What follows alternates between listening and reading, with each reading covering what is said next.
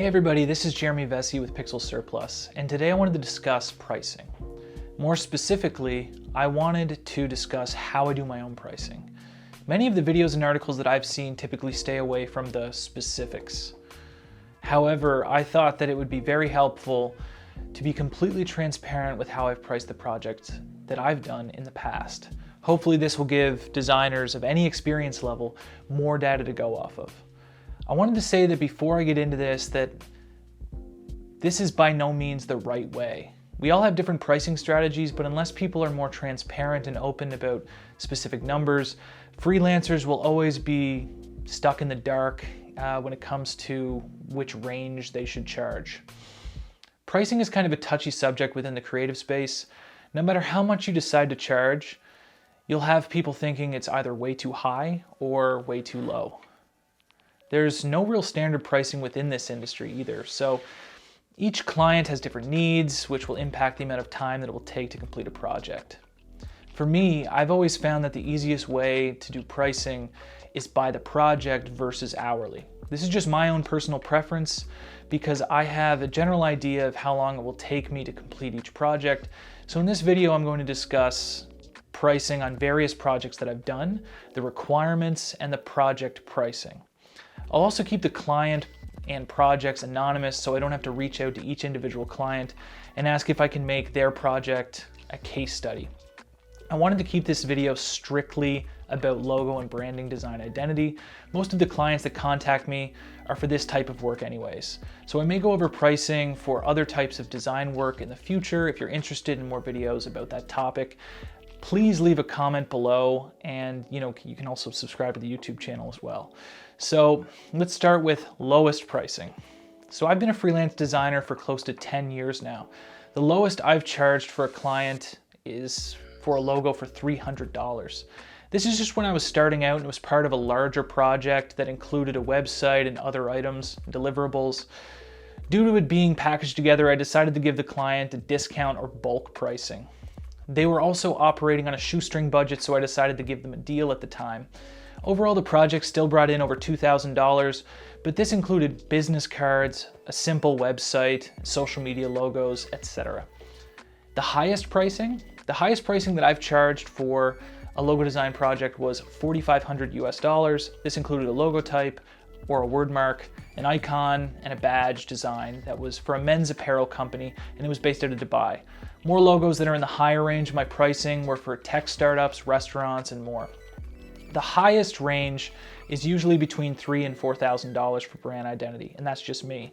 These projects usually involved more than just a single mark. I'll provide a standalone logo type or word mark, monogram, or icon, and a badge to encompass everything.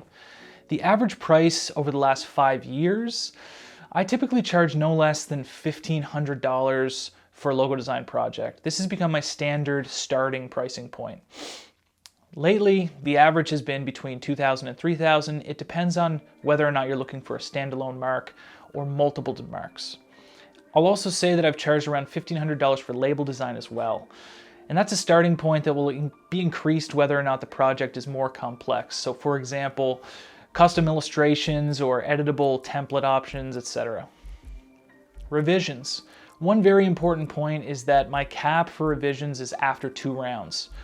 Further revisions cost $300 US per round. This incentivizes the client to be more thorough in the criticism to allow the project to move forward to completion in a more efficient way.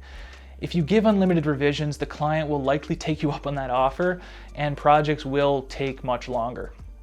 So my process, I'd like to go over this in more detail in a future video, but I'll briefly discuss my process. So my process has changed and evolved over the years based on what I believe yields the best result.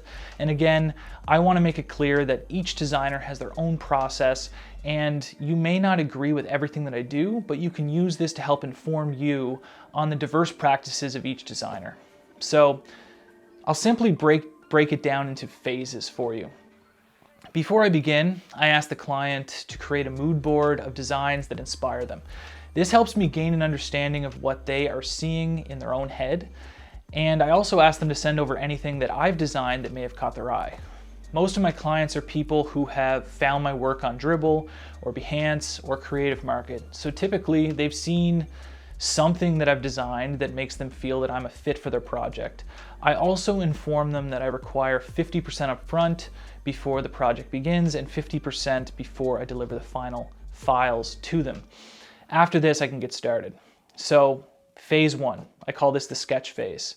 This doesn't literally have to mean sketching with a pencil. It's basically just a brain dump or a brainstorming session. I like to get all of my ideas down on paper for the client to consume.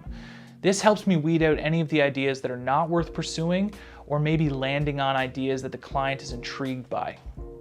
This can be controversial in the logo design space because oftentimes I'll hear other logo designers talk about providing a very limited amount of options and being more decisive. I've tried giving clients 1 to 2 options, and I find that if I don't nail it on the first try, the client may feel that they're not getting their money's worth. So I've changed my process to include the sketch phase or the brainstorming phase to give the client a variety of unpolished ideas, allowing them to choose a combination of ideas that they'd like to move forward with. And phase 2 is the concept phase. In the concept phase, I provide 3 polished versions based on the selections from phase 1. The client may have chosen multiple ideas, or maybe one that they'd like to see a variety of type choices or different arrangements or layouts. And after that, we move on to phase 3, which is the revisions and refinement phase.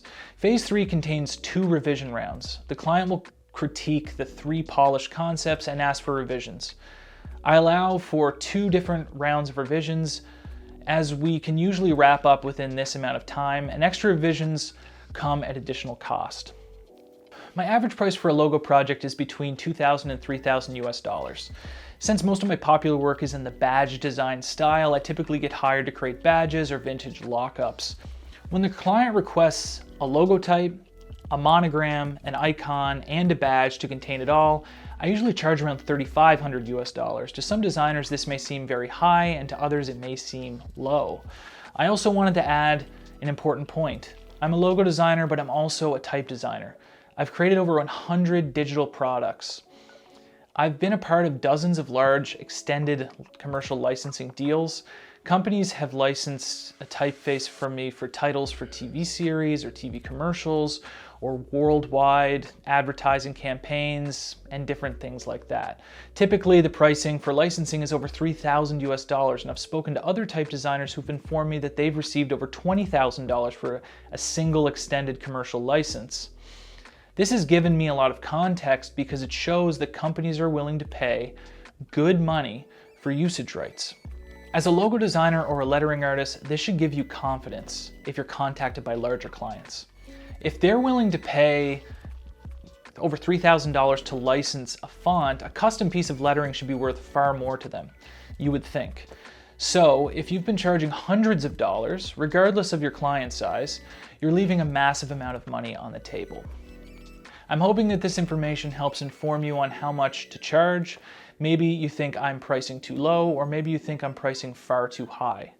Regardless, I feel that the more transparent we are as creative freelancers, the easier it will be to charge fair value for our work.